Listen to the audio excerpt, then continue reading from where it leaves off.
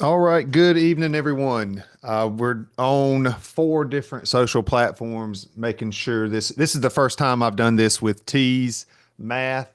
If you're on Instagram, TikTok, YouTube, Facebook, or if you're over in the Zoom, any one of those, come on, let me know if you can hear me and if you can see the screen okay. We're going to get started right here in just a few minutes. I know the timer expired, but I'm just going to give a little bit more time for people to come in.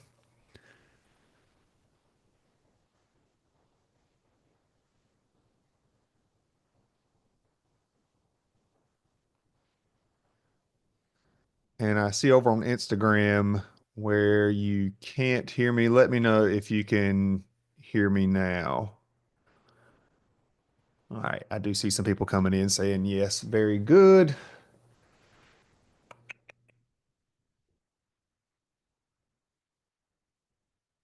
And looking over on TikTok, I think we're okay there as well.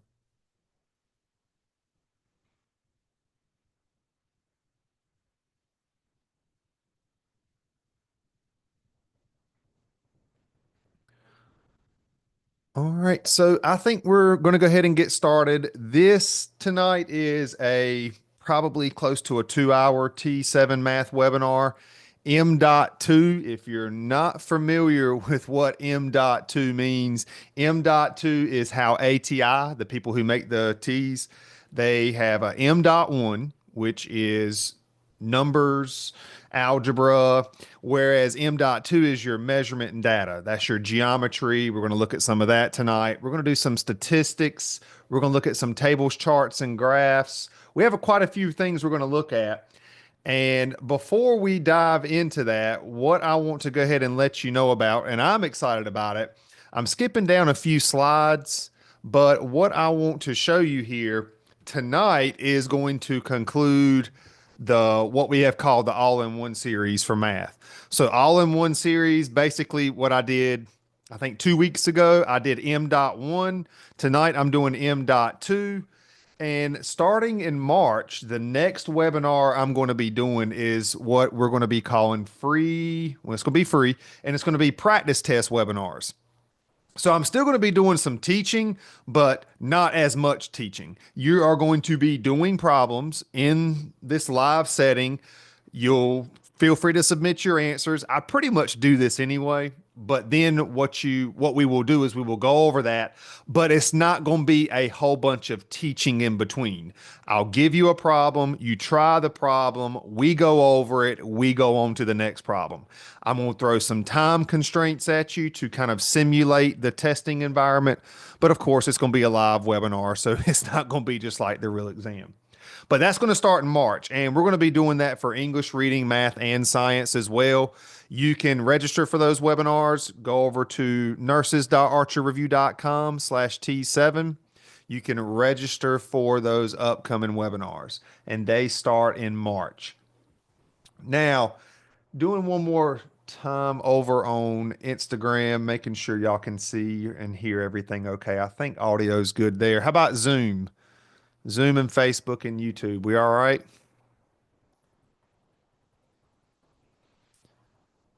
Perfect. All right. So before we get started tonight, if you are on Zoom, or actually if you're on Instagram or TikTok, if the screen's too small, I recommend jumping over to Archer Review's YouTube channel. The link is at the bottom. You can see a little thing scrolling at the bottom of TikTok and Instagram. You can go over to YouTube, turn your phone, your tablet, whatever sideways, and then you can see this full screen. I know it is a little bit smaller over on those social platforms. But what you see here, you will, for those of y'all who are in Zoom or Facebook or YouTube or whatever, later on tonight, I will share a copy of all of these notes. And I do recommend taking some time later on this evening, tomorrow, to check out all the things we have available. You know, you're here at a free webinar. You can re-watch some of the webinars. We have a free question bank, free trial of that. And what I like too is our on demand videos. They are sure it's videos, but it has some things in it that you probably have not seen with a lot of other videos. Timestamps that let you jump to specific parts of videos, notes, cheat sheets, the whole 9 yards. And then tutoring, I have been tutoring probably longer than some of y'all have been living. I've been teaching math for almost 20 years, but I've been tutoring longer or much longer than that. But for T7, I can tutor you in math if you're interested. We do have some English and reading and science tutors over there as well. So later on tonight, once you get these notes, or if you're on a phone right now, snap a picture of these QR codes, check them out later. And then the other things too, if you did want to bundle some of these things, I mean, outside of the free webinars, outside of the free QBank trial, you can actually bundle things together with what we call SurePass and SurePass Pro. The only difference between them, SurePass, you get the QBank and the on-demand videos all in one. And then SurePass Pro, the difference there is that you also get a tutoring session with that. These bundles are cheaper than versus just trying to buy those all separately. So T7 info, I mentioned tutoring. Here's the tutors up here. And for those of y'all who stay for the whole webinar, at the end of the night, we will do a giveaway and you can get a free tutoring session with me. This only applies to me for math. This does not apply to English, reading, or science, but at the end of tonight's session, there will be a free tutoring giveaway. So you have to stay for the whole time. There is a way to enter into that. And I think over on Instagram and TikTok, if I'm not mistaken, I think these streams automatically end at the 1 hour mark. So you'll definitely want to jump over to Facebook or YouTube if you want to have a chance for, getting that free tutoring session. So have a look at that later on. Let's see. I mentioned SurePass and SurePass Pro. I've talked quickly. I don't want to spend too much time talking about this stuff here. You can definitely check it out later. But again, SurePass, you get the QBank and the videos. SurePass Pro, same thing, but you also get that tutoring session. So something to think about. That one-on-one help definitely does help. I stay very busy tutoring students. Mentioned the other social platforms, Instagram, TikTok, Facebook. You can email us prenursing@archerreview.com. That's ways that you can get in touch with us if you have any questions. Use any four of those options right there. And with all of that said, I'm pretty much ready to get started.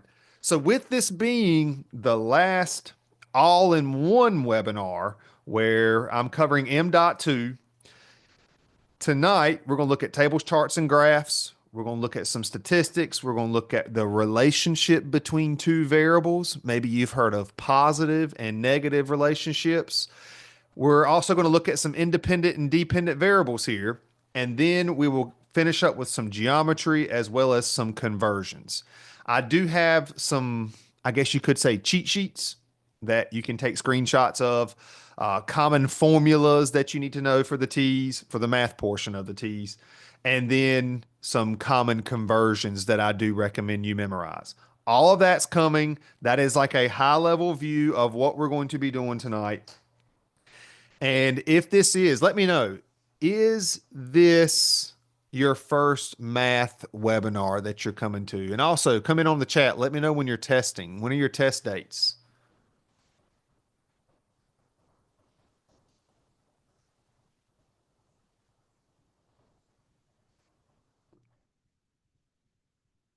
So we got some March test takers, February, first math webinar. Very nice. So question was, is this everything on the TEAS for math? There is, unfortunately, there's no way I could cover every single thing in a 2 hour webinar. However, this does cover about half.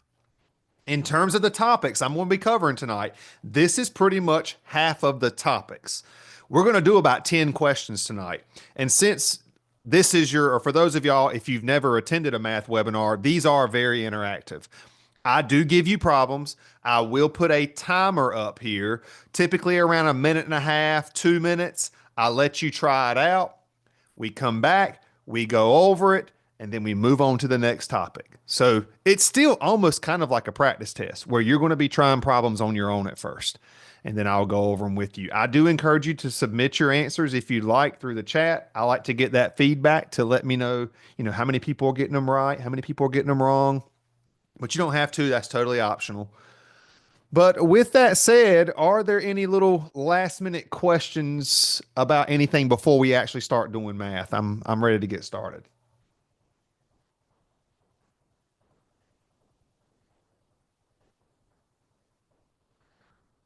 No.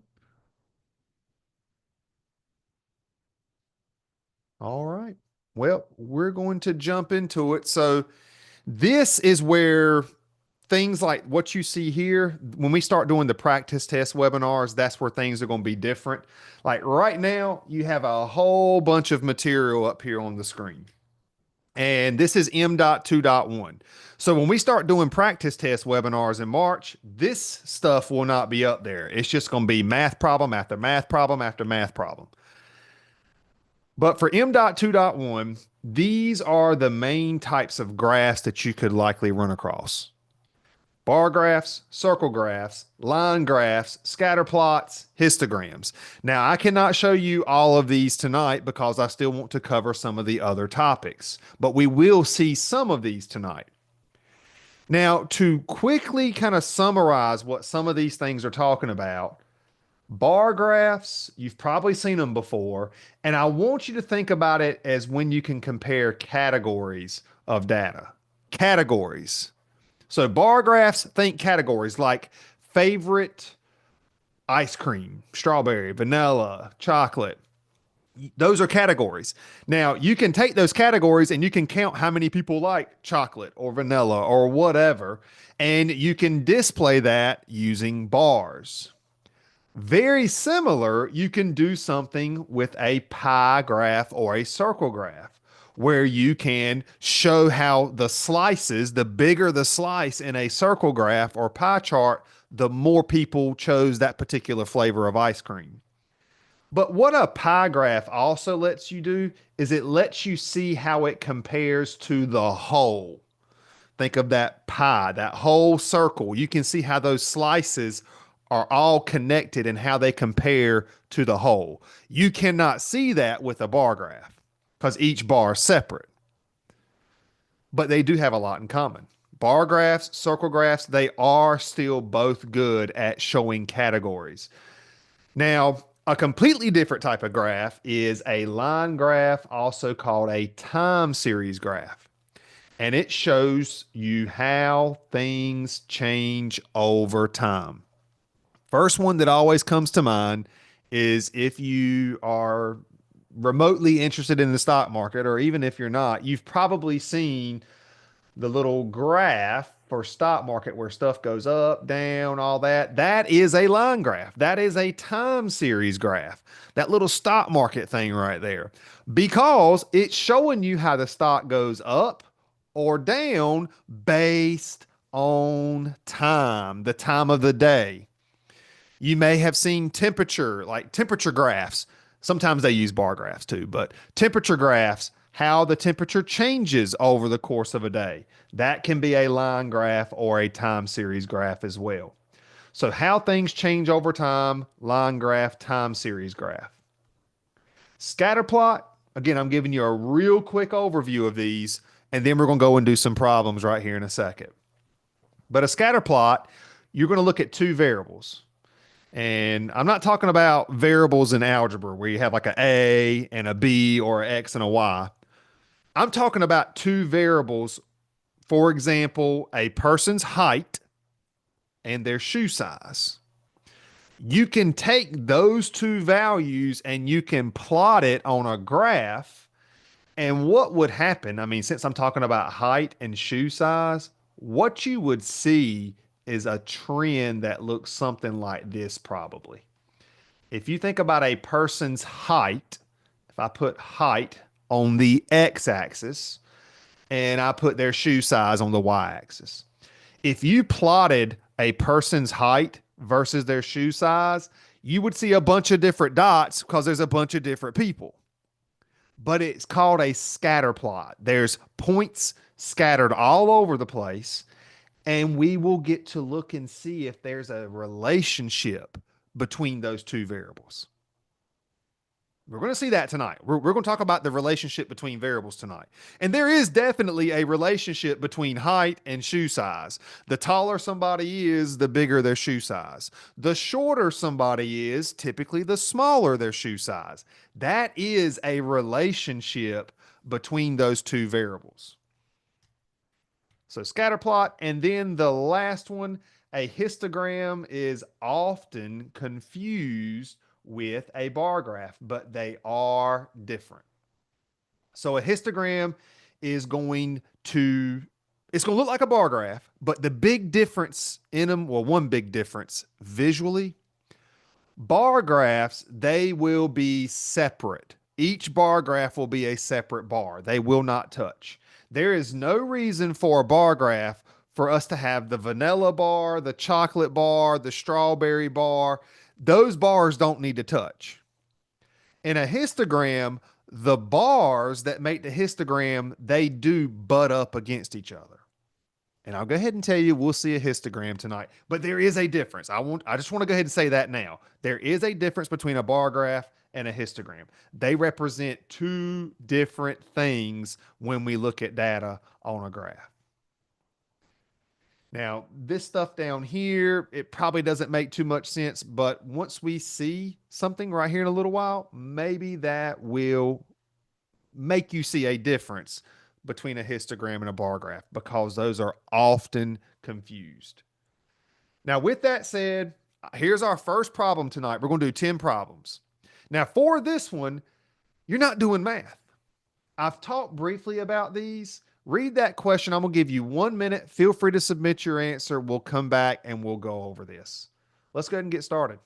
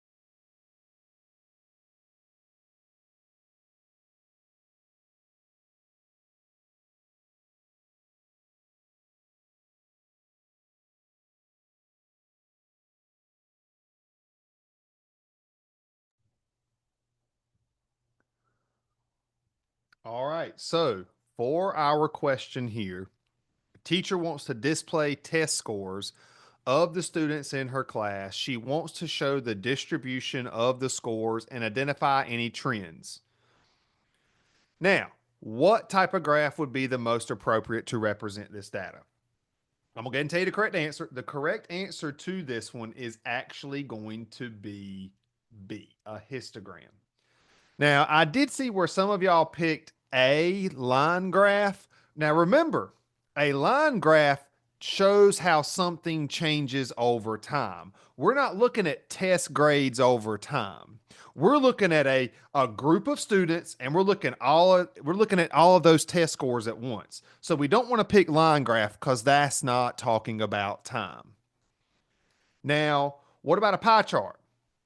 Pie chart, you could technically group the A's, the B's, the C's, the D's. You could group those, but you're not going to be able to see some distribution, some trends. And you might say, okay, what does that mean? You're getting ready to see that right here in a second. Histogram is correct. Now, scatter plot, why is it not a scatter plot? A scatter plot has to have two variables. Now, if we had test scores and if the students told us how much time they spent studying. So if the teacher knew what the test score was and how long each student spent studying, we could look at that on a scatter plot because we could look and see, did the more that a student studied, did they get a higher test score? But you got to have two variables for a scatter plot. We don't have two variables up here. All we have is test scores. So, what is behind this box? This is an example of a histogram. And a histogram looks a lot like a bar graph. But y'all, let's talk about the main difference between them. Bar graphs, when you think of bar graph, think of categories, favorite food, favorite movie genre, favorite ice cream, hair color, stuff like that. And those are completely separate groups. There's no reason why the bar that represents the redheads versus the bar that represents blondes, those bars don't have to touch each other. But look at this histogram here. What does this tell us right here? Let's talk about this. This two, notice that two right there. That two tells us that two students scored somewhere in this range between 70 and 75. We don't know exactly what those two students scored, but we know it was somewhere between 70 and 75. And then the very next bar over, notice they butt up against each other. Notice these bars are touching. And the reasons why they touch is because now we're talking about somewhere between 75 and 80. You see why they butt up against each other? Where one grade ends, it immediately begins in the next bar.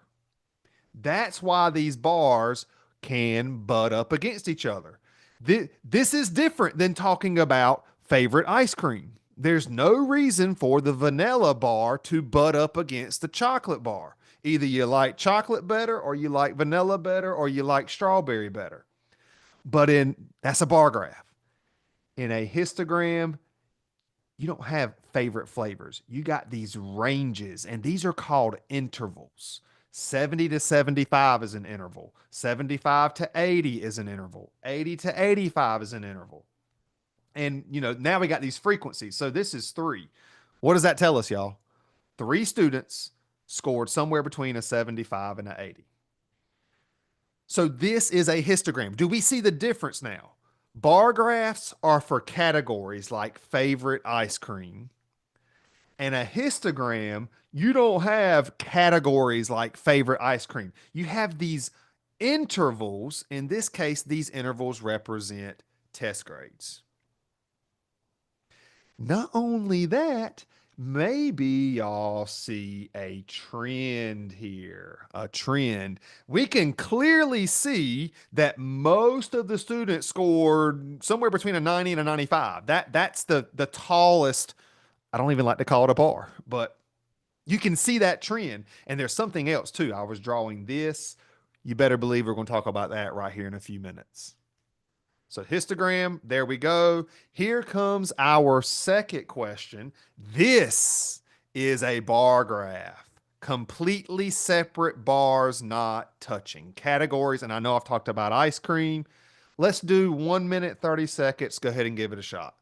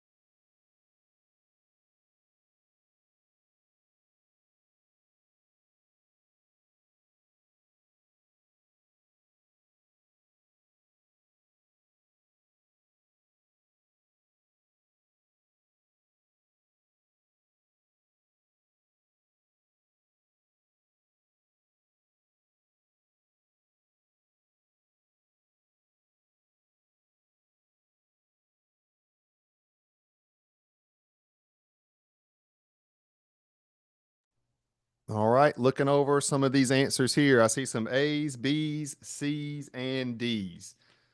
So we've talked in the first problem about the difference between a bar graph and a histogram. This is definitely a bar graph. And now we got favorite ice cream flavors. The question says, what percentage of people did not choose strawberry? And we want to round to the nearest percent. So with your bar graphs, I mentioned earlier that bar graphs and circle graphs, they do have some things in common. And a common way I like to show students how to do certain problems with bar graphs and circle graphs is something called part over whole is equal to percent over 100. And I tell you what, let me erase that P, percent over 100. Now, some of y'all may have done this different, but what's cool about this formula is that it will let you find a part, it will let you find a whole, it will let you find a percent. And the more you practice this, you will see that this one formula proportion can find three different things for you.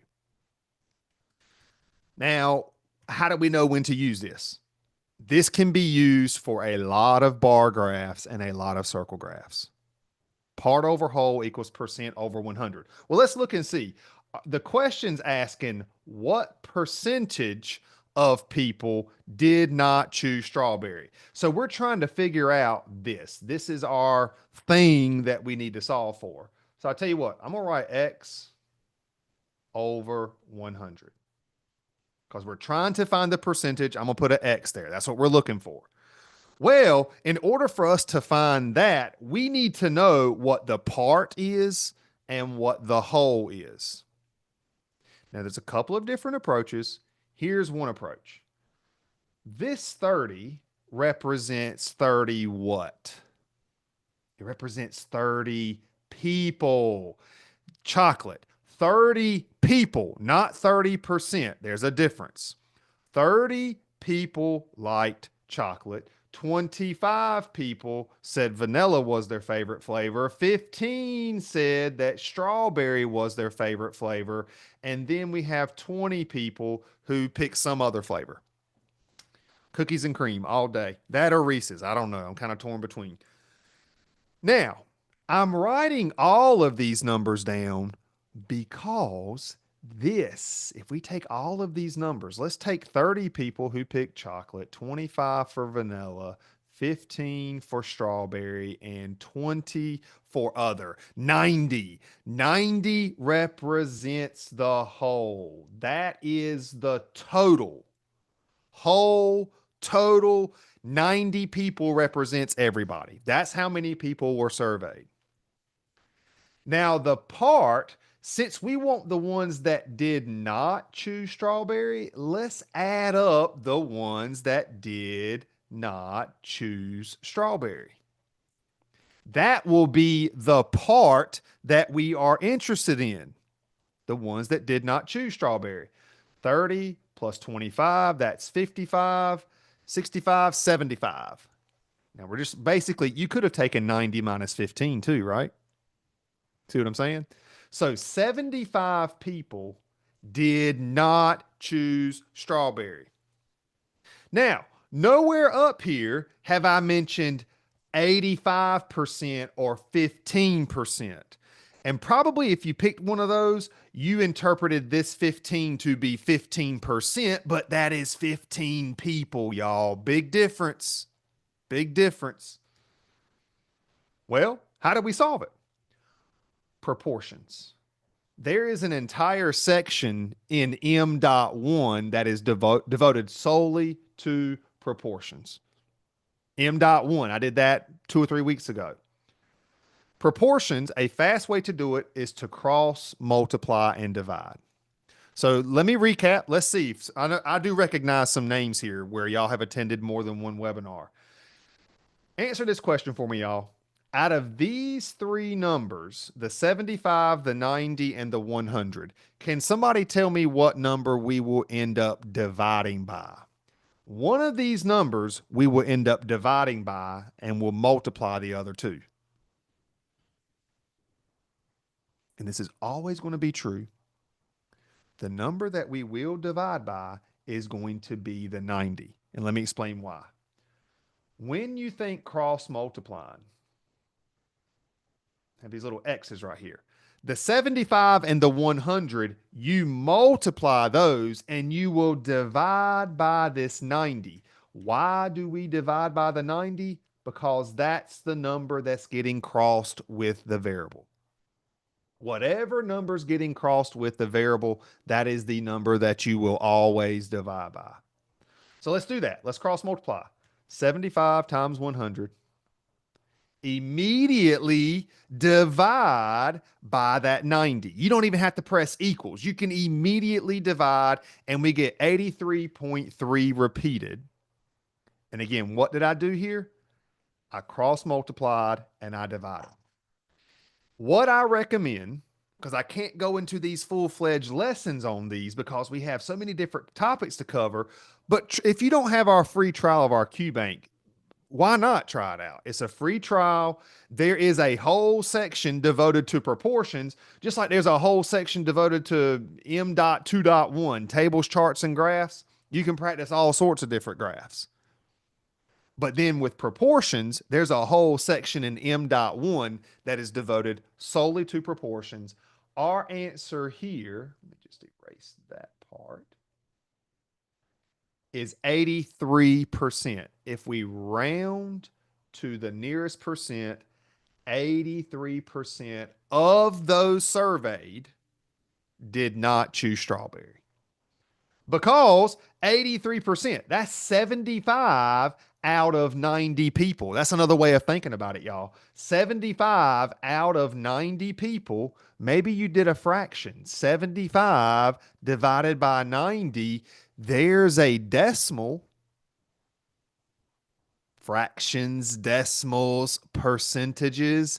Do y'all know how to convert a decimal to a percent? You multiply by 100 or you move your decimal 2 places to the right.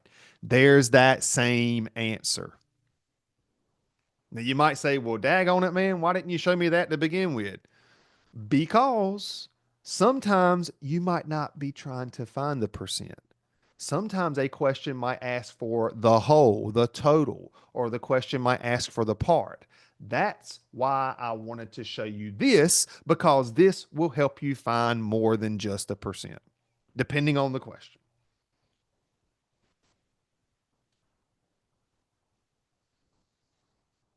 So that's M.2.1. We've done 2 examples. Now, those 2 examples definitely do not cover everything that is in M.2.1, but that is a good preview of what you could run across. But I mean, we didn't even look at a circle graph. I would love to, but what we're doing here, y'all, is we're getting a high level view. Yes, we're doing examples from all these sections, but there's no way I can cover examples from every single section, all of the examples in a 2-hour webinar. So with that said, we're going to jump to M.2.2 using statistics. This is where you have your mean, your median, your mode, but you also have to be able to look at a graph, in this case, a histogram, and determine what type of distribution. There's that same histogram again from earlier. 1 minute, try this out.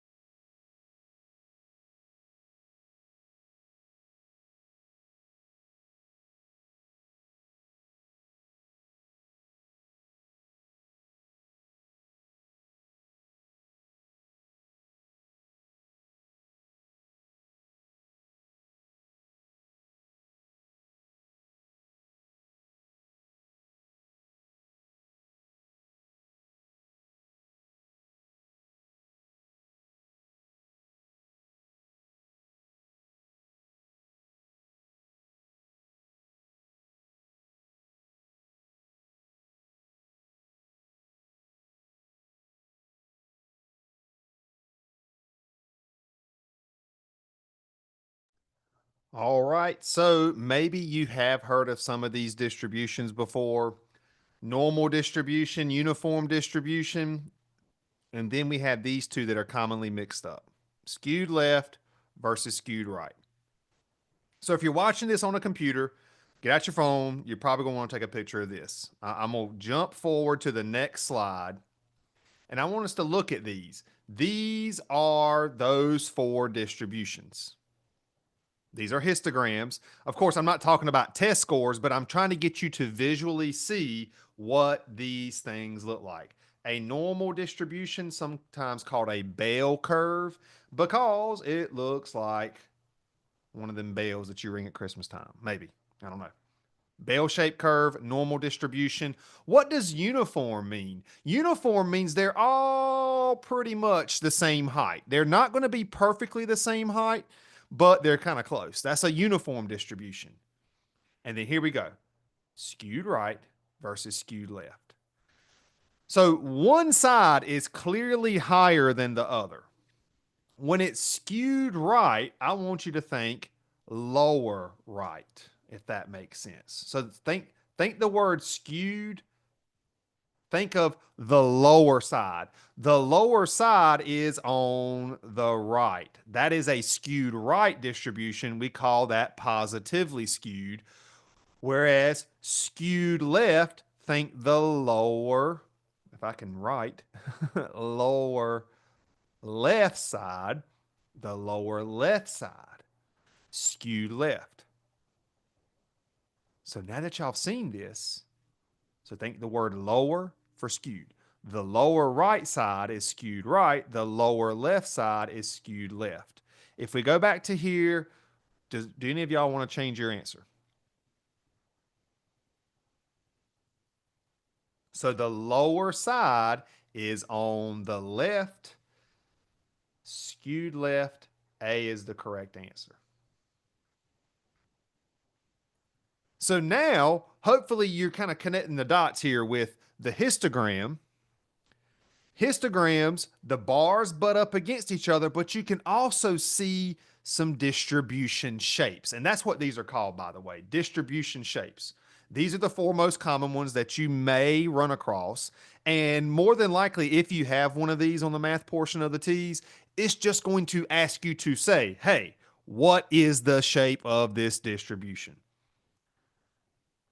And we can see that in this histogram. More stuff on the right, but the lower side is on the left. That's why we have a skewed left or negatively skewed. Now, you might say, well, what does that have to do with statistics? If you've taken a stats course, you've probably heard of these words. But some of the more common statistics that we're going to see is mean, median, mode, and range. This also falls under M.2.2. Now, don't get it twisted, y'all. I'm going to give you a little bit of time to do this one. I need four different answers. You don't say the answer is A. Read this question. You want to find four different things. I want you to find the mean of this data. I want you to find the median, the mode, and the range. There's four different answers. We're covering a lot of stuff in this one example. And I tell you what, since it's going to take a little while, let's do 2 minutes so that you can try to knock out all four of these. Give it a shot.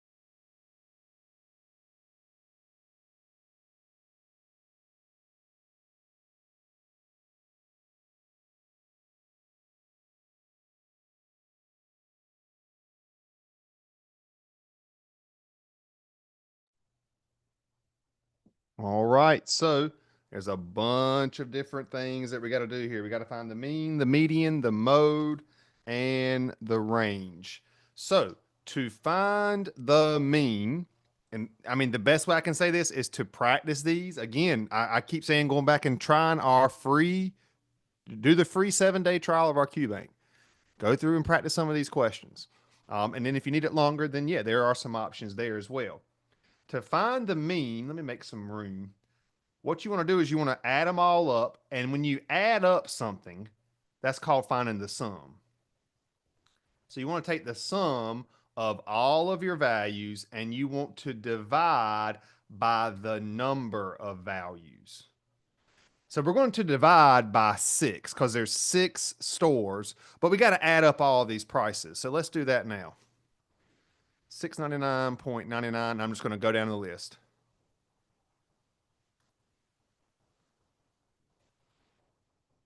And I forgot to unmute over on Instagram and TikTok. My bad on that, but it'll be all right. You didn't miss too much.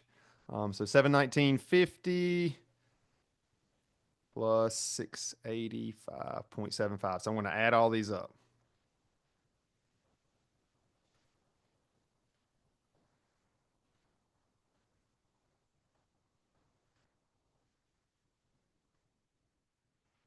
Did I do that right? Let me check my work.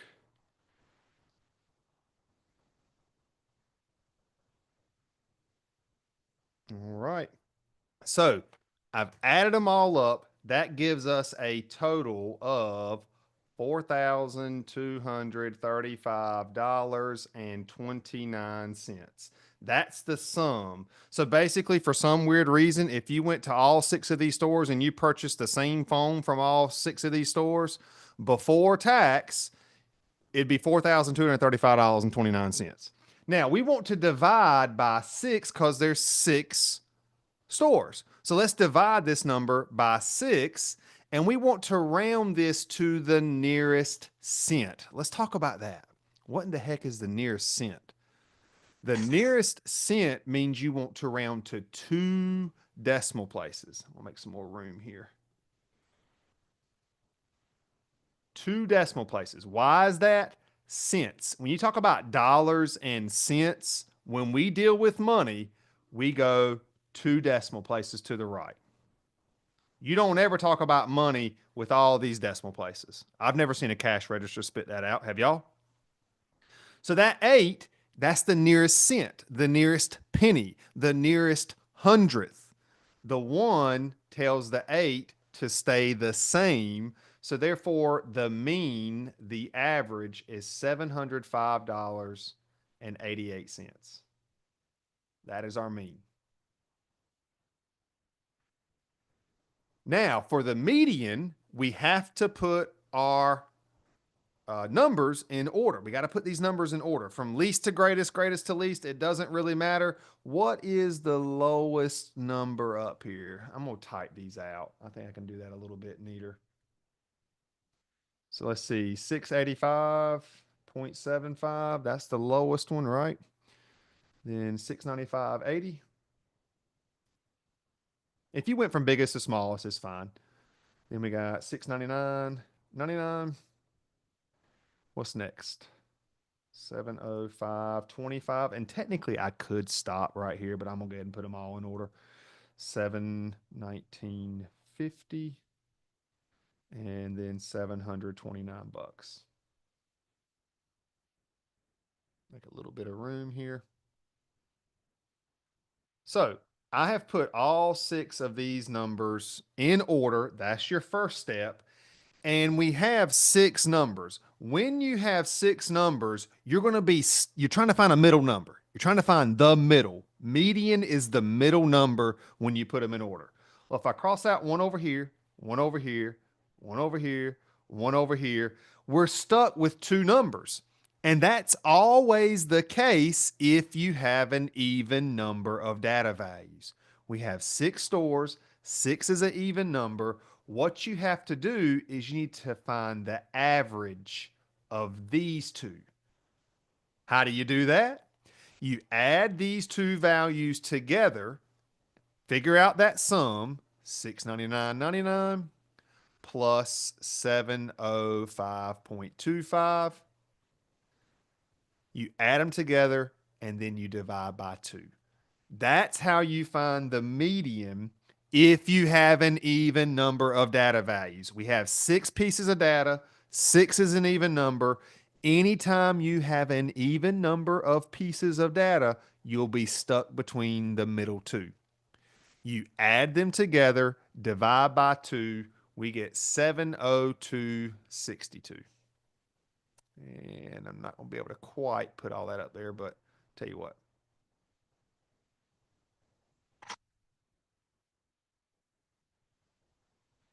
Now, we don't need to round that because it's already rounded for us, right?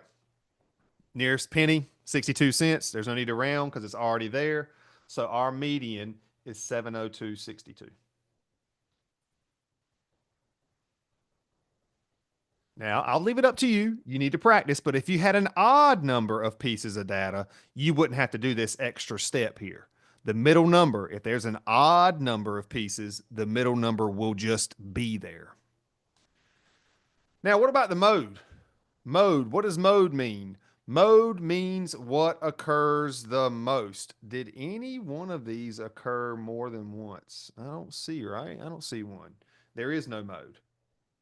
All of these pieces of data occurred just once.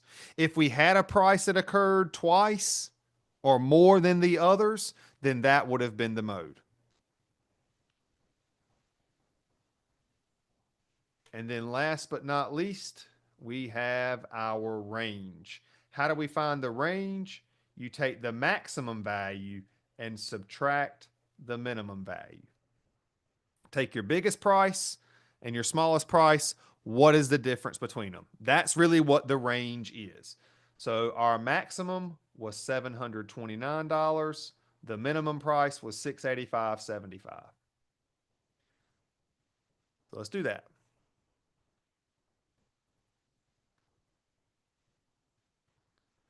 That difference is $43.25. So what does this number tell us? There is this is the biggest price difference for all 6 of these stores. The difference between the most expensive one and the cheapest one, there is a difference of $43.25 between the most expensive price and the cheapest price. That's what the range is. And for the most part, what I've covered here with the distribution shapes and then this mean, median, mode, and range, that does pretty much sum up all of M.2.2. The best thing you need there, I mean, we did pretty much cover that whole piece. The best thing there is to just practice, practice, practice. Whereas the M.2.1, I mean, me showing you the histogram here and then the bar graph, there are other graphs that you need to be practicing. And that's where the free trial of our QBank can probably help. So that's the first 2. That's 2 of 5 sections. Now the third section, understanding the relationship between 2 variables. Now, earlier tonight, I mentioned variables like height and shoe size.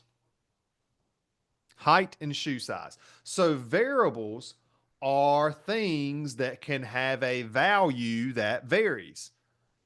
Your height is a variable because it's a value and that value can change. Shoe size, variable because it has a value and it changes. It varies, hence the word variable. Y'all, there are tons of things that are variables. Your test grade, your salary, your age, your weight, your height, the temperature outside. Anything that has a numerical value is pretty much a variable.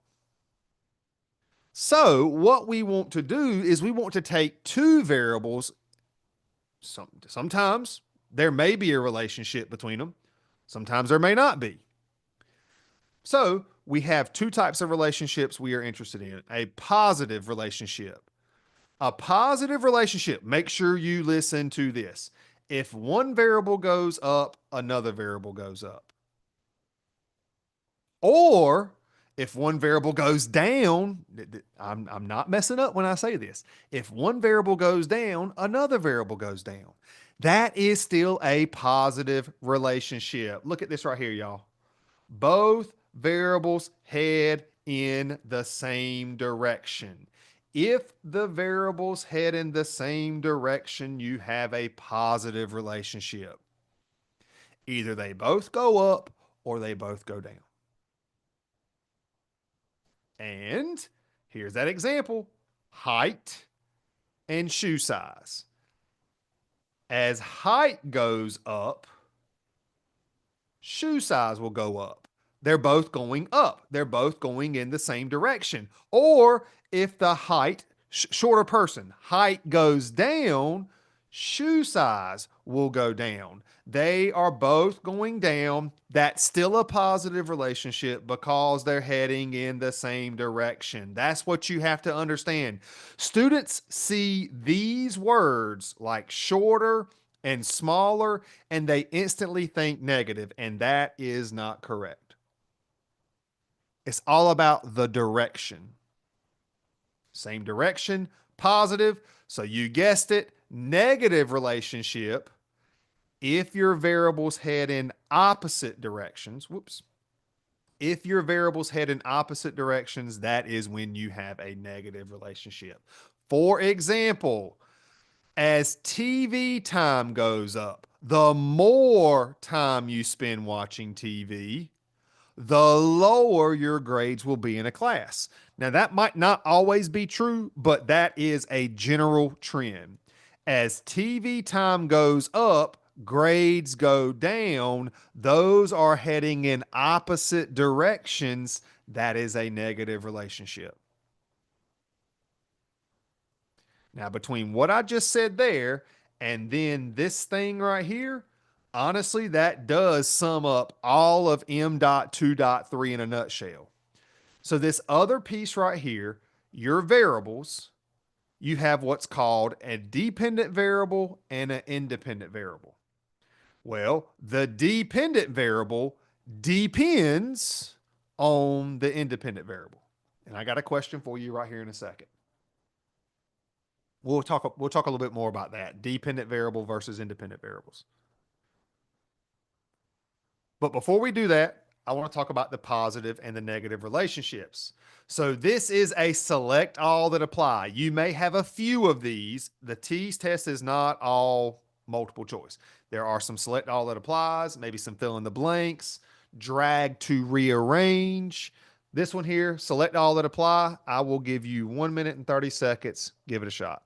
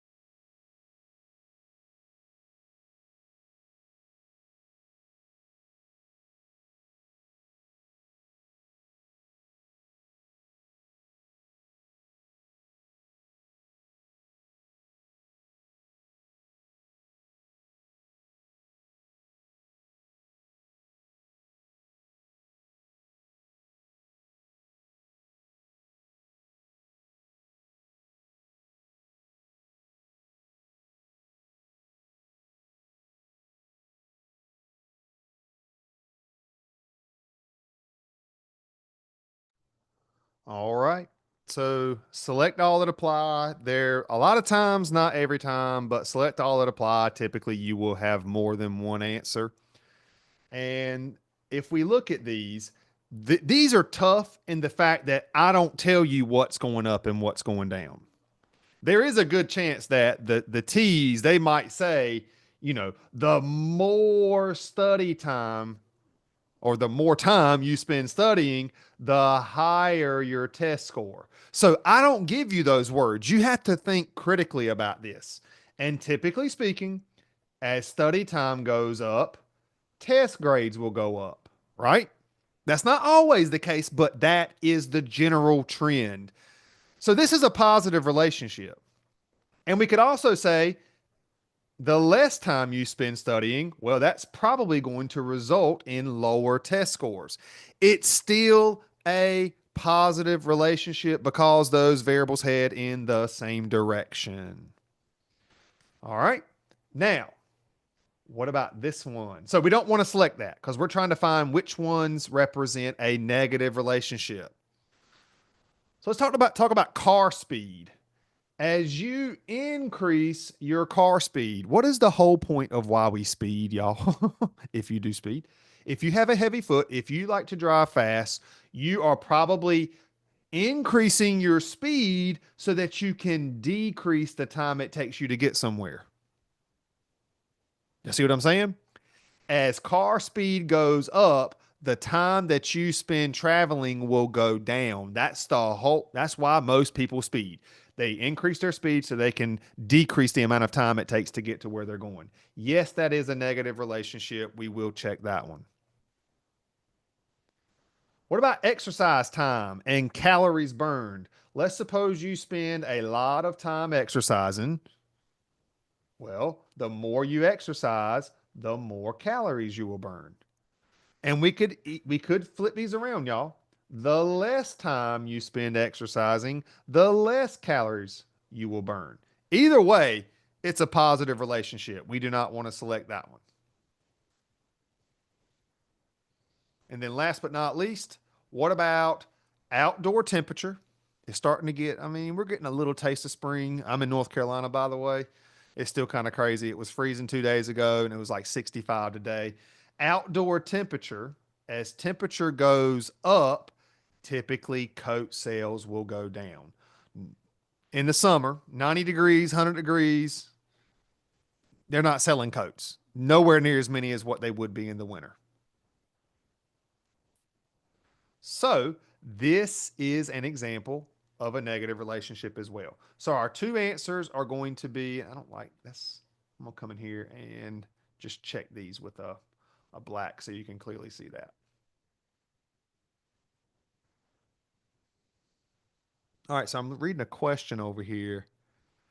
Um, Different exercises burn different amount of Okay, you are correct. So a student's saying, hey, different different types of exercises burn different numbers of calories. Absolutely. But all the only two variables we care about in this example is the time that you spend exercising versus the calories that you burn. So the variable that you want to throw away there is what type of exercise is it? So let's just think. Let's suppose everybody's running. Everybody's running. If everybody's running, the more time you run, the more calories you will burn. So there's still a positive relationship. Whoops, I didn't mean to take those away.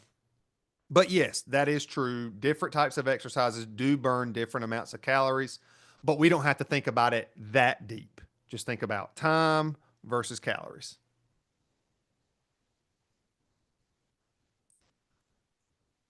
So there are some examples of, even though we were identifying the negative relationships, we did have some positive ones here. So we are covering a lot of ground there, in my opinion. Now let's move on to this piece here. I mentioned independent and dependent variables.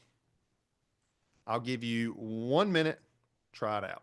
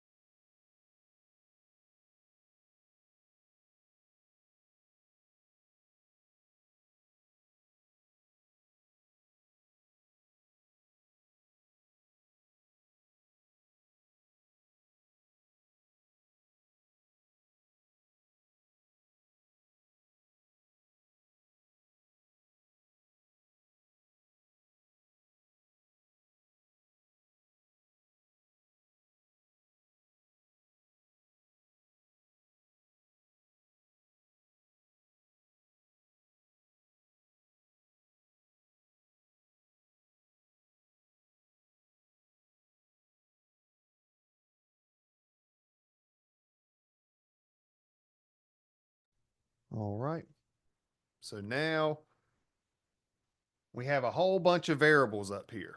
A researcher is studying plants and keeps daily records of the following. So we have four different variables: how many hours the plant was in sunlight, or how many hours of sunlight it got, the height of the plant, the milliliters of water that the plant received each day, and the amount of nitrogen in the soil measured in parts per million. These are all variables. Hours, definitely a variable. Height, variable. Milliliters, variable. And parts per million, the way nitrogen's measured, variable. All of these are independent except one. We are trying to find which one. There's one variable up here that is dependent. There is one variable up here that depends on the other variables. Think about that. That's what this is saying. Every single one of these is independent except one. So that means one variable is a dependent variable up here. One variable depends on the other variables. And guess what?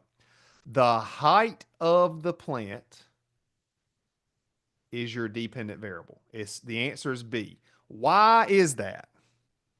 Because I'm going to write a sentence out and I'm going to say the height of a plant depends on how much sunlight it gets, the amount of water it gets, and the amount of nitrogen in the soil. Now, you might say, well, does nitrogen depend on water or does, water depend on sunlight? The thing is, that may be true, but the height depends on all of them. And there's even more variables that height depends on. But the height, it depends on how much sunlight, how much water, how much nitrogen. Whereas hours of sunlight, how much the sun shines every day, the sun don't care about the height of a plant. The sun does not care about how much water that plant's getting. The sun does not care about nitrogen in the soil. The sun just shines. It does not depend on any of those things. Water, how much water it gets. Water does not care about the height of the plant. That sounds kind of mean saying it, but I mean, it does not depend on the height of the plant. Water does not depend on nitrogen. Water technically does not depend on sunlight. You might say, well, does it, with rain and all that? That's, I guess you could say, over analyzing. But what it really boils down to, the way I identify a dependent variable is I ask myself, which one depends on the other? Dependent variables. And that is M.2.3. We've done two examples from that. We are now moving to M.2.4. I mentioned earlier tonight, I have some quote unquote cheat sheets. So geometry, take a screenshot. If you're going to hang out until the end of the webinar, remember, free tutoring session. If you hang out for the whole time, you can get a free 1 hour tutoring session with me for math. And these are the most common ones. I will share these notes later tonight, but these are the formulas I recommend memorizing for geometry. Now, are we going to be able to look at all these shapes tonight? Absolutely not. Years ago, like 2 years ago, we used to do webinars where we did like one webinar on just M.2.4. Then we did just one webinar on M.2.3 and then M.2.2. But the thing is, it took me months to cover all of those. And that's why we made those on-demand videos, because we have a video, a whole lesson devoted solely to M.2.4. And the same thing applies to all those other ones. But if nothing else, free QBank, tons of practice. So I'll refer back to some of these. This is our first example in geometry for tonight. We're talking about a right triangle, and this one is kind of tricky, even if you are familiar with the Pythagorean theorem. I'm going to give you 1 minute and 30 seconds. Give it a shot.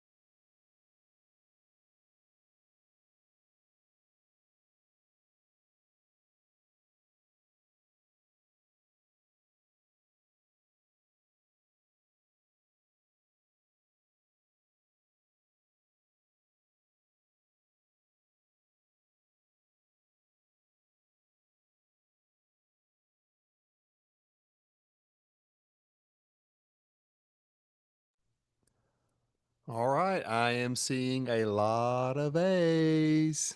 A lot of A's.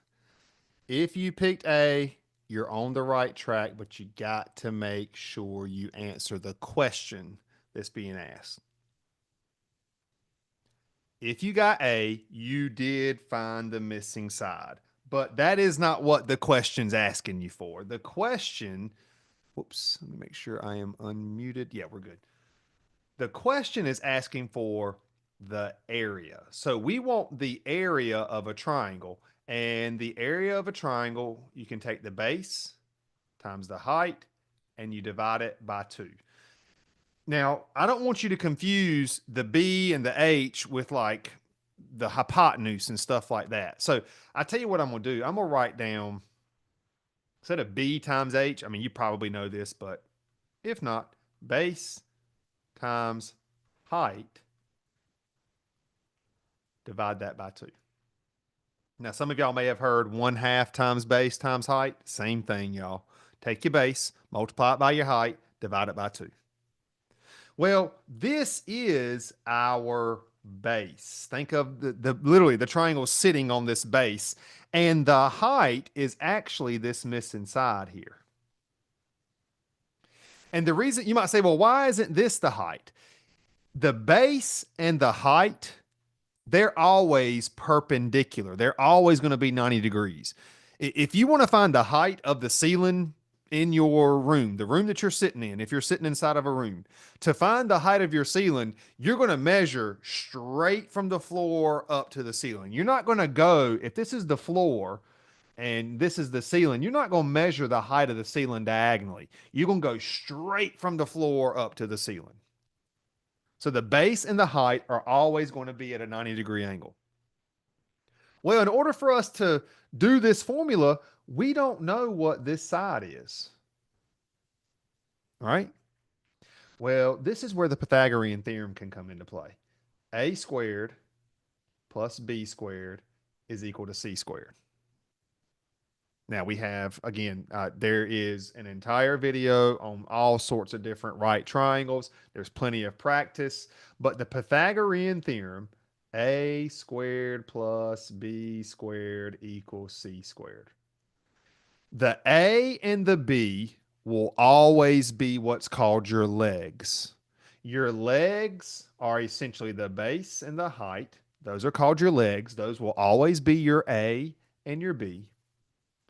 And then the hypotenuse, not the height, the hypotenuse is this other side, the longest side of your right triangle. So we want to plug and chug. We have to find this missing piece so that we can get the height, so that we can get the area. That's where I fooled you if you pick 12, because 12 is about to pop up. Check this out. A, we don't know what that is. So A squared plus B squared, that's going to be 5 squared, is equal to C 13 squared. Now, y'all, make sure when you square, I'm going to bring my A squared down. 5 squared means 5 times 5, not 5 times 2. 5 squared, 5 times 5 is 25. 13 squared, 13 times 13 is 169. We're trying to find this missing side. We're trying to find this missing leg. We're getting ready to see the 12. Let's subtract 25 from both sides. We are solving an equation. We're trying to get this A squared by itself. So we have A squared is equal to, and if you take 169 minus 25, you get 144. That definitely is not 144 millimeters. That is way too long. We have to take the square root. This is how you get rid of that squared right there. We don't want A squared. We want A. And to get that A by itself, you take the square root. And the square root of 144 is 12. Let me show you how you can do that on the TEAS calculator. To find the square root of any number on the TEAS calculator, type in your number first, 144. And then right in between your decimal and your plus, you'll have your square root key. It will look a little bit different than this on the TEAS calculator, but it's in the same position. It's in between the decimal and the plus. So you type in your number first, bang on that square root key, and in this case, the square root of 144 is 12. So we get 12 for our height. Now, this thing over here, let me take this. I'm just going to do a little bit of cleaning up. Now that we've done all this junk, we can now find the area. And that's the ultimate goal, to find the area of this triangle. So area is equal to the base. The base, we call that the 5 times the height. There's that 12. That is just the missing leg. Base times height divided by 2. 5 times 12 is 60. Divided by 2, you get 30. 30 is the area. 30 square millimeters is the area of our triangle. Our answer is D.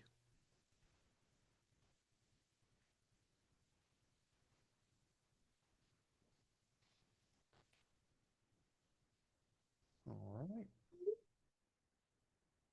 Now, the next one, we're going to do a slightly different shape. So we did a right triangle. That's a good point. So I see a question over on Zoom. For the TEAS, are they going to be asking about the correct unit type? There is a possibility, whether it be like if you want to find the length of something, that would be like plain old millimeters or feet or inches or yards. If you want to find the area of something, that is where you have what's called the square units. When you build a house or when you rent an apartment, one of the main things people want to know is how big is it? And that's called your square footage. It's the area. Sure, I got millimeter squared, but it can be square yards, square miles, square feet. And then you have one more measurement type. When you find the volume of something, that's cubic units, cubic millimeters, cubic feet, things like that. But those are your three different unit types. All right. So the other shape I have for geometry tonight is circles. I do find that you don't always use 3.14 for pi. Some people think they automatically are supposed to always use 3.14 for pi. You technically can, but you don't really have to unless you're told to do so. And using 3.14 when you don't need to, it actually makes you do a little bit more work. And I'm going to show you that with this example. Let's do a minute and 30 seconds. Try it out.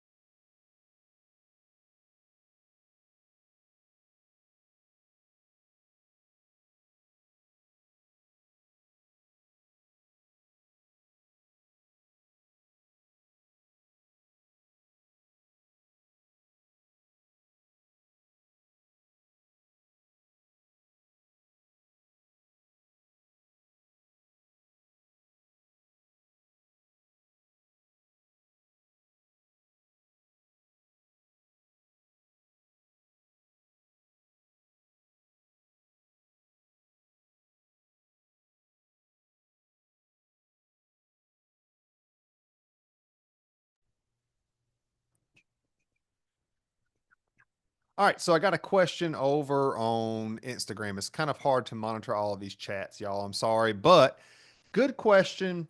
A student did ask, How do we find the perimeter if you're only given side C? You should not be given one like that, not for the T's. You should not be given just C. There technically needs to be two sides given to you for most right triangles. And without me diving too deep into it, the only time that would happen if you only knew what C was, I know I'm going back to right triangles. If you were only given this number, say it was like 20 or something, these two sides would have to be the same measurement. That's the only humanly possible way that if you're only given C that you could find two sides is if it was what's called an isosceles right triangle. But good news, you should not have to worry about that for the T's. Now, perimeter though, before we go back to circles, I mean, we could find the perimeter of this too now, right? I know that it didn't ask us that, but the perimeter of this circle, you would take the 12 plus the 13 plus the 5.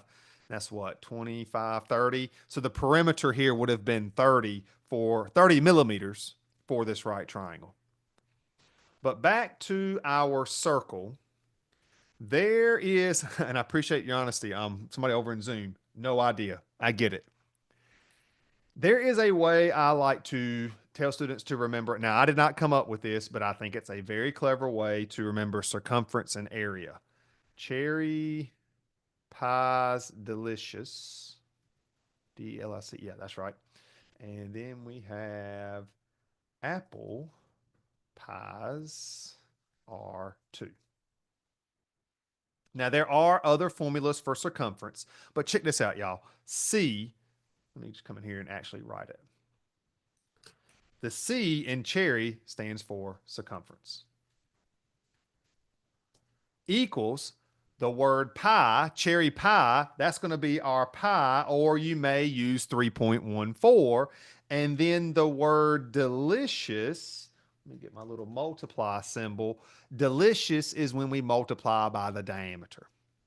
Cherry pie's delicious. Circumference equals pi times the diameter. That is a way to help you remember the formula for the circumference. Well, apple pies are two. Apple area equals pi. Hang on. Yep, we're good there. Good there. Okay. Apple pies. So I'm going to bring in the pi. R, you multiply by R, the radius. Let me get my little multiply. The radius and what you want to do, apple pies are 2. This 2 means you want to square the radius. Now, I'm going to write out these formulas with just some letters, just some variables here. So, cherry pies delicious. Here it comes with just the letters. Cherry pies delicious. Circumference equals pi times the diameter.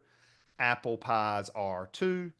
Apple pies are 2. Now, our goal here is to find the area. So eventually, we're going to have to use this formula in order for us to get our answer because the question says find the area of the circle. We're going to have to use this formula eventually. But in order for us to use this formula, we have to know what the radius is. And we don't know what the radius is yet up here. But y'all, what do we know? We do know that the circumference of this circle is 24 pi. It says right there, the circumference is 24 pi. The circumference is 24 pi. What I want y'all to realize here, I mean, can I write it like this? C equals pi 24, same daggone thing. We're multiplying them. So what I want you to realize is that since we know the circumference is pi times the diameter, ooh, do y'all see where I'm going with this? Circumference is pi times the diameter. Ooh, that 24, that 24 is the diameter. How in the heck is that going to help us? Well, if we know that the diameter, if you know the diameter of a circle, we know the diameter here is 24. You cut the diameter in half to find the radius. The radius is always half of the diameter. If you didn't know that, guess what? You need to practice. We got videos, try the free trial of QBank, tons of circle examples up there. Cherry pie is delicious. Apple pies are too. I chose to do this example. We're not done yet, but I chose to do this one because it addresses both the area and the circumference of a circle. So the radius is 12. Now that we know that radius, we can substitute it into the area formula. So area equals pi times that 12, that radius, and we want to square it. Now you may say, well, man, why didn't you come in here and replace those 3.14s? The problem didn't mention 3.14. And plus, if you look at your answer choices, I want you to notice that pi is just hanging out in all of them. So I'm going to let pi, I was letting pi hang out everywhere. No need to use 3.14. As a matter of fact, I'm going to let pi hang out again, and I'm just going to square the 12. 12 times 12 is 144. So our area is pi times 144 or 144 pi. It does not matter which one you write first. Notice we are talking about area, so it is square units, square meters in this case. Now you could have problems with circles where you might not have to worry about both the area and the circumference, but there's a chance you could too.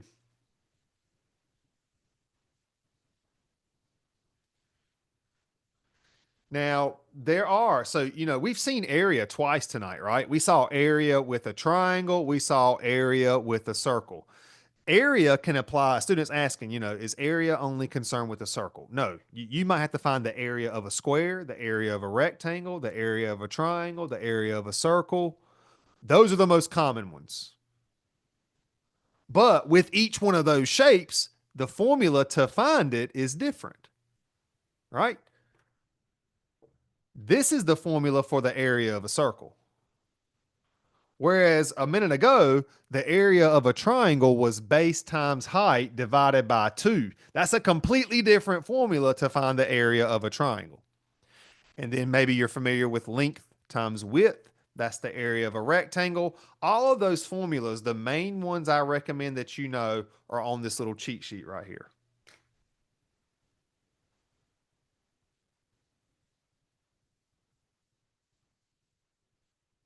All right. So we've done 2 examples of every section so far tonight. 2.1, 2.1, what is it? 2.1, 2.2, 2.3, 2.4. We got one more section, 2.5. Here are some additional, these are not formulas, by the way. These are conversions.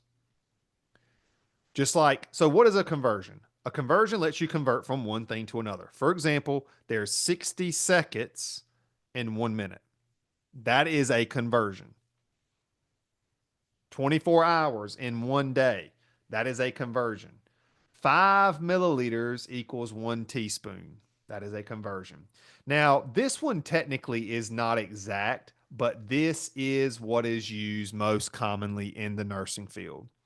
Technically speaking, 1 teaspoon is actually around 4.93 milliliters. But in the nursing field, we just pretty much say 5 milliliters is 1 teaspoon. However, sometimes you may be given a conversion on the math problem. And if you're given a conversion, use whatever conversion it gives you. But sometimes you will not be given a conversion, and that's where memorizing these can be helpful.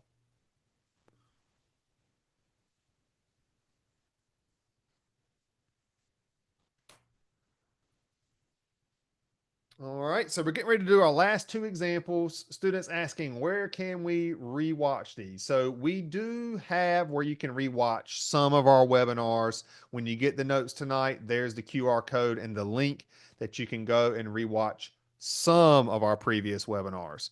Um, but this one will be up there because yeah, but there's like ones from months ago. We just, instead of having a playlist of like 40 webinars, we keep it minimized. That way you won't get overwhelmed. And my Alexa started talking, and you can hear my dog. Hang on, Marley. It's just Alexa. All right, so let's move on to here. So we got two problems left: conversions, milliliters and liters. I'll give you 1 minute to try this. Give it a shot.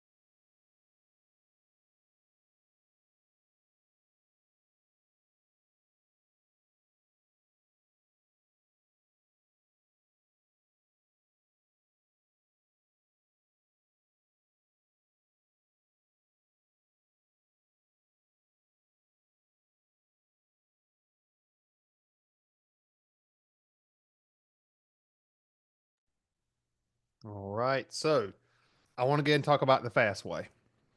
The fast way, if you have a liters to milliliters, that's what we want to do here. We want to go from liters, and that is an ugly L, liters to milliliters. We are going from a bigger measurement to a smaller measurement. And when we do that, we're going to multiply. And you want to multiply your liters by 1,000. This is the fast way. To convert liters to milliliters, you always multiply by 1,000. Let's just do it the fast way. 0.25 is our liters. If we multiply this by 1,000, we get 250. Our answer is going to be C. Now, you might say, man, I ain't gonna be able to remember when to multiply versus when to divide. I get it. I get it. So I'm gonna show you another way. You need to memorize your conversions. So I'm going to come over here and grab that conversion right there. And the other way I'm going to show you is a proportion. If you ever get mixed up about knowing when to multiply versus when to divide, there's two other techniques: proportions and dimensional analysis. For sake of time tonight, I'm just going to focus on proportions because a lot of the T's can be done with proportions. Now, notice I didn't change anything about this. This is the conversion. 1 liter will always be equal to 1,000 milliliters. That is a conversion that will always be true. I'm going to create a proportion. And when I do that, I'm just going to come down here. I'm going to write 1L equals 1,000 ml. Same exact thing, but I'm going to create two fractions. Now, the way I have this set up, the 0.25 represents liters. So I'm going to put that over here on the liter side. This is just one of several ways that you can set up a proportion. And what is the question asking? How many milliliters is this? Well, we're trying to figure out X milliliters. I got liters on the left, milliliters on the right, but really here's the proportion. 1 over 0.25 is equal to 1,000 over X. Y'all, which number do we divide by? I know this is not the part over whole, percent over 100, but it's still a proportion. And the number that we're going to divide by here is just going to be 1 because the variable is getting multiplied by 1. So what are we doing? What are we really doing here? When we cross multiply, aren't we taking 0.25 times 1,000? That's exactly what I told you earlier. You can see that with your proportion. And I know some of y'all are thinking, man, I did a proportion, but I didn't set mine up like that, and I still got the right answer. I know. And I mentioned this. This is just one of several ways that you can correctly set up a proportion. Well, guess what? Our on-demand videos where I did proportions, I break down all those different ways. You better believe it. If yours is different, but you're getting the right answer, you're fine. Our answer here is 250 milliliters. We've seen a fast way and we've seen a proportion using the conversion. And now we have one more example. Don't leave. Remember, free giveaway for, excuse me, free giveaway for tutoring. One person can win a private tutoring session with me. That's going to come right here in a few minutes. We got one more example with conversions. This one's actually kind of tricky. I'll give you a minute, 30 seconds.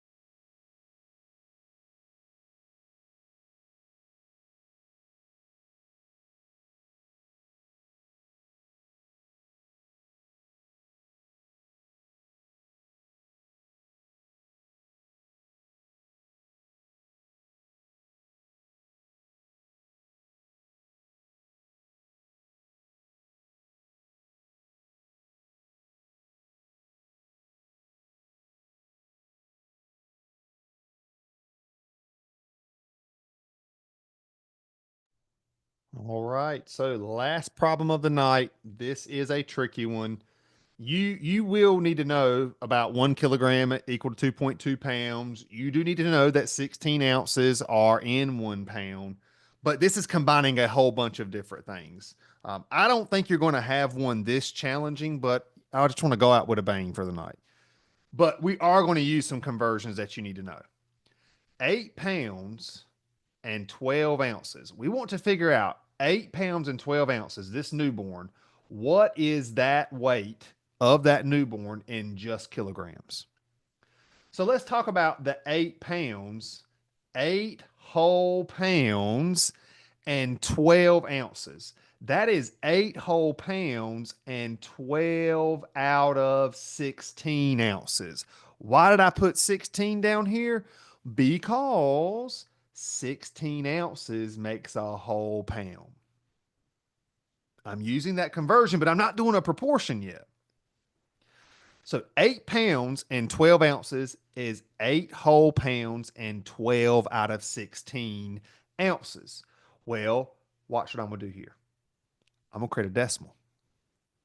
8, there's the whole number. Take 12 divided by 16. 12 divided by 16. What this is doing, when we say 8.75, a baby that is 8 pounds and 12 ounces is the same thing as saying 8.75 pounds. These are the exact same. You might say, why? We're taking 12 ounces out of 16, and 12 divided by 16 is that 0.75. This is a very common misconception where some students will look at 8 and they'll say this is 75 ounces or 7.5 ounces. It's not. 12 out of 16, 0.75. Now, the fast way.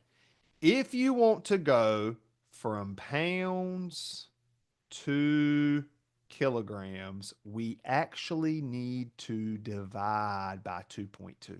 We don't want to multiply because just 1 kilogram is 2.2 pounds. We need to divide here. Now you can do a proportion, or we can just take this shortcut. Let's take 8.75 pounds, which is 8 pounds and 12 ounces. Let's take our pounds. Our shortcut is to divide by 2.2. And here is our answer, but we got to make sure we round correctly. So what do we need to round to here? It says round to the nearest hundredth. That's 2 decimal places. That's 7. Well, the number after it determines whether we go up or stay the same. This 7, since that's 5 or higher, it will tell this 7 to go up. So we have 3.98 kilograms. If you picked D, you were on the right track, but you forgot to round correctly. So again, I don't think you're going to have one where you have to take the pounds and the ounces, convert that to pounds, then convert that to kilograms. But we did hit on 2 separate conversions here that I think you should know come test time. You need to know that 16 ounces are in a pound. You need to know that 1 kilogram is 2.2 pounds. Now, let's see. Okay, see, I thought, and this is great, I thought TikTok and Instagram were automatically going to shut down after 1 hour, but it looks like they're still going strong. So that's cool. What I want to do is I need to save these notes up. So free tutoring coming up. Listen to me. In order for you to enter for the free hour of tutoring, I want you to do this survey. That's how I'm going to get your name. And while you do this, I've got a couple of things I need to do so I can get y'all the notes. I can't just save this PDF and share it. I got to get a special link for y'all. I'm going to share that link with you. Give me about 3 minutes or something like that. I'm going to save this up and I'll be back. While I'm doing that, this is the QR code. Actually, I'll tell you what I'll do. Um, Let me see if I can pop this over into some of the chats.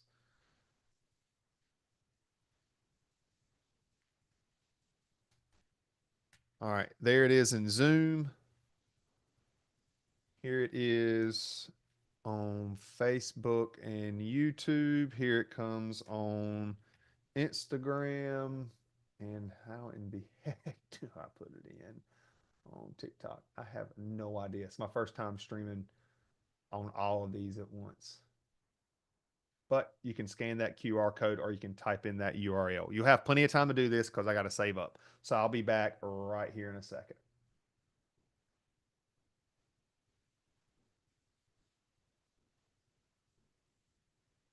I know that's blocking. Just give me 1 second. I can't move this window out of the way.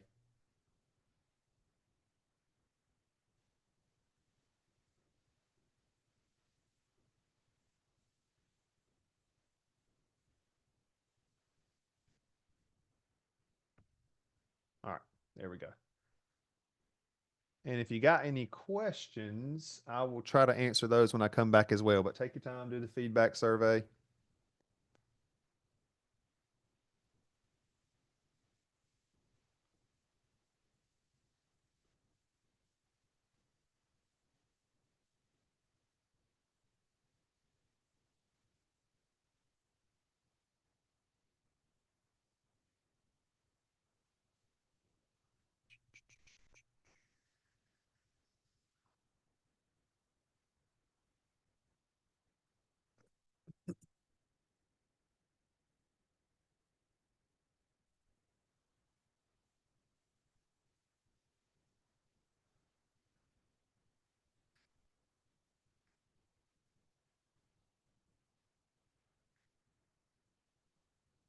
Still going. I'm still here. I know it's pretty quiet.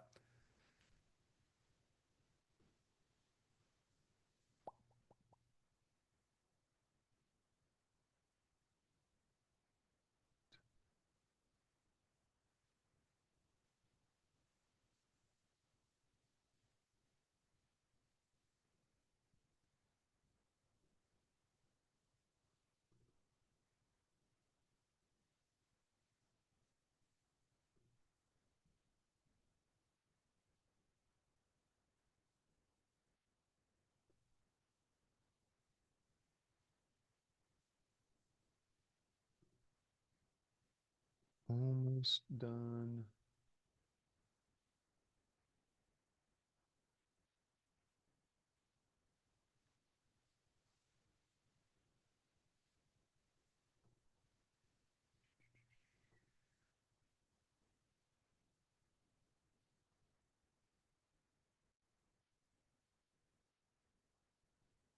All right, now I'm going to attempt to share this link.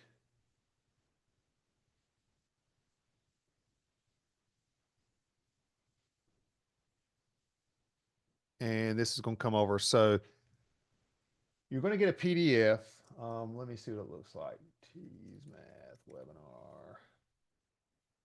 This is what it's going to look like when you get it.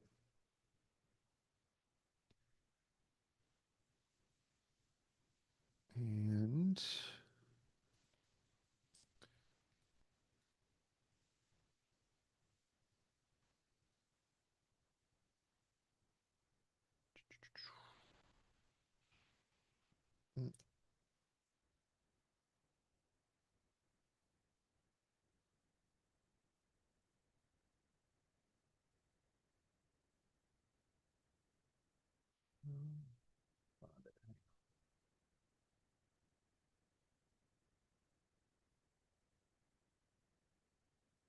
bingo. All right, there's that link in Zoom. If y'all click on that link, it should take you to this file. Perfect. Yep. So there it is on Zoom. Here it comes on Instagram. I know on Instagram you can't even really click on it though. Bummer. Forgot about that. And here it comes on Facebook and YouTube. And then tonight's notes are going to be that one right there, M.2 webinar, February 2025. If you open that up, it should take you to tonight's notes, which is this right here. So good to go. Everything, QR codes, all that good stuff. Now, with that said, I'm going to pull up who has done the survey. That's how you can enter into the survey. And I appreciate that. I'm getting some comments over in Zoom. I'm glad y'all find it helpful. And that's why I like the feedback. I do take the feedback very serious. I always want to improve this stuff. Let's see.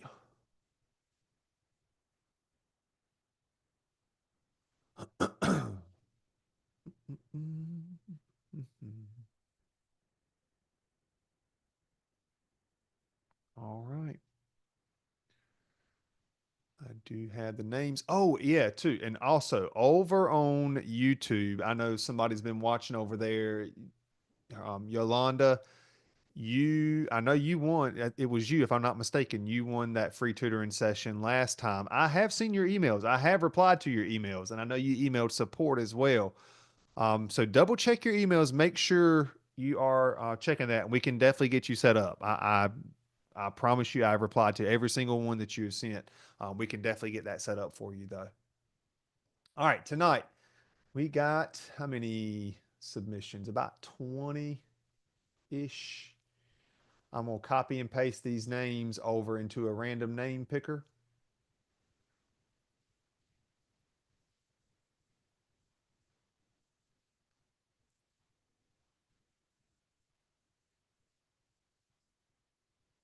And give me 1 second.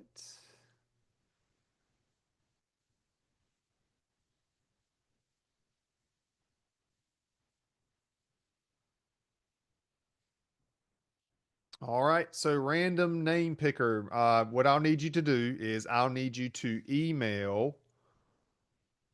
Again, make sure I'm very clear on this.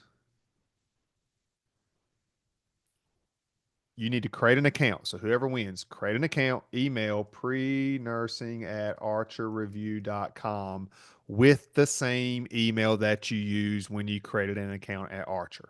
You have to create an account at Archer. Once you do that, you email pre-nursing at archerreview.com. We give you the free tutoring credits. You book a session with me, and I'll be reaching out to you as well. So Preston got names, random name picker, and let it finish spinning. All right. So email address CMEC. Well, I'm not gonna give out the whole thing. Keep that confidential. Catherine. Catherine. So what I need you to do is Catherine here. I don't know which platform you were on, Instagram, TikTok, whatever it may be, but congratulations. So there actually were two Catherines. The Catherine here is the one that has CMECH as part of your email address. If you could let me know again, I don't know which platform you're on, so I don't know where I'm looking for you at. But those are the directions. Pre-nursing at archerreview.com. Email that, create the account with that email address. Y'all look for over on our TEAS page, nurses.archerreview.com/T7. Look at our upcoming webinars. Again, to recap, March next month, we're starting a brand new webinar series. It's practice test webinars, which is kind of like what I did tonight. But I look forward to starting that because it's going to be a lot of practice problems. And there you are, Catherine. So, Catherine, I'm going to reply to you. You're on Zoom. Everybody, I'm good. If you have, I'm going to hang out for a few minutes, work with the student who got the free session.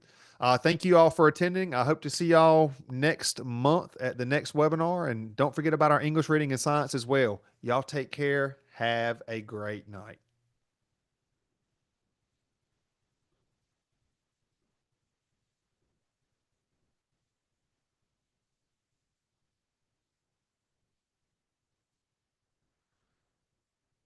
Boom, boom, boom. All right, Catherine, hang on 1 second. Let me just end these streams over on everything else.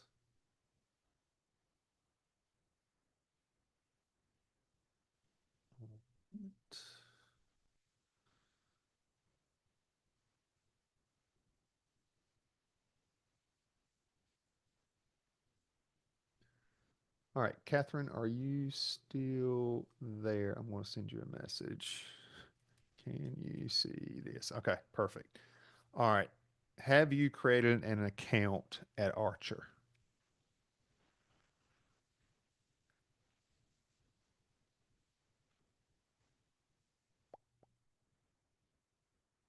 Okay, and Yolanda, good. I realize that I'm still streaming there. Um, Yeah, Yolanda. So email me back, reply back to Miss Catherine. So if you go to this website and if you can log in, what I need you to do is just email me, whatever that email address is you use there, email pre-nursing at archerreview.com from that same address. And then you can schedule a tutoring session with me. And I'll be emailing you too. So look for an email from me.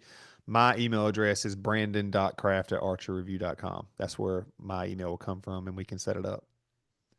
And same thing for you too, Miss Yolanda, if you're still there.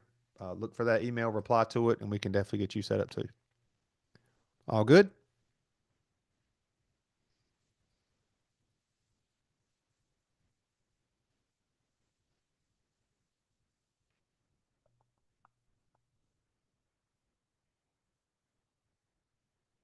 I'm going to end over on YouTube and Facebook. I'll hang out in Zoom though.